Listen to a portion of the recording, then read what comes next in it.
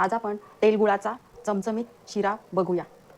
प्रथम 1 कप दूध, 1 वाटी पाणी, गुळाचे गरम गूळ करून ते वितळवून पाणी गाळून घेणे। ड्रायफ्रूट्स इच्छेनुसार, थोडं केसर, थोडं मीठ, थोडं जायफळ, 1 वाटी रवा आणि तेल। आता आपण शिरा बघूया।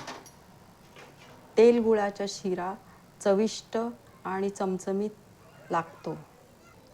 थंडीच्या दिवसात तेल आणि गूळ याचं मिश्रण शरीराला गरजेचं असतं आणि पौष्टिक असतं।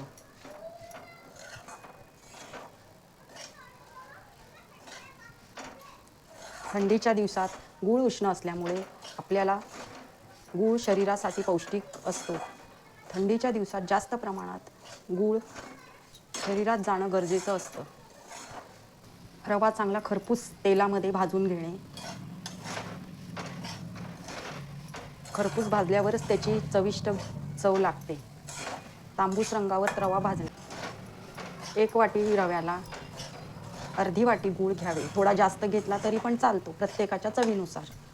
तो गार पाण्यात टाकून नंतर त्याला गरम करून उकळून गाळून पाणी तयार करावे गुळाचं।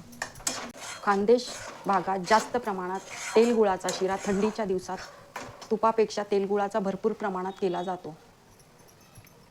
आता आपण गुळाचं पाणी बनवलं आहे त्या आपण त्या रव्यामध्ये टाकणार आहोत।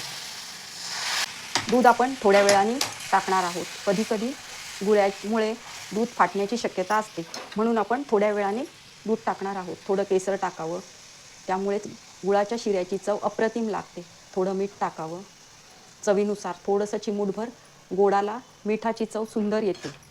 नंतर थोडी जायफळ पावडर टाकावी चवीनुसार। मिश्रण एकजीव हालून झाल्यावरच थोडं दूध टाकावे।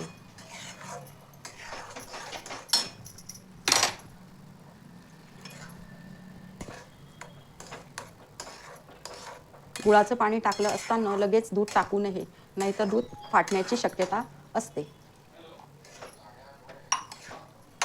केसर, जायफळ, गूळ याच्यामुळे शिऱ्याची चव एकदम उत्तम लागते।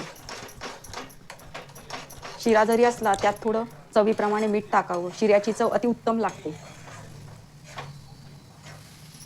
इच्छेनुसार आपल्या ड्रायफ्रूट जे आपल्याकडे अवेलेबल असतील ते टाकावे।